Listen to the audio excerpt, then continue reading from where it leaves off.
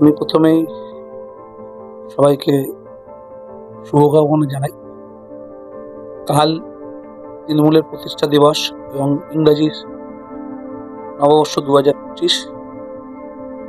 আমি প্রভু জগন্নাথ দেবের কাছে প্রার্থনা করি আমাদের নেত্রী, উন্নয়নের কাণ্ডারি বাংলার মমতা বন্দ্যোপাধ্যায় এবং দলের সভাপতি সুব্রত বক্সী মহাশয় এবং সম্পাদক অভিষেক বন্দ্যোপাধ্যায় ও সকল তৃণমূল নেতৃত্ব, কর্মী ও সমর্থক সবাইকে নতুন বছরে প্রভুর কাছে ভালো থাকার প্রার্থনা করি।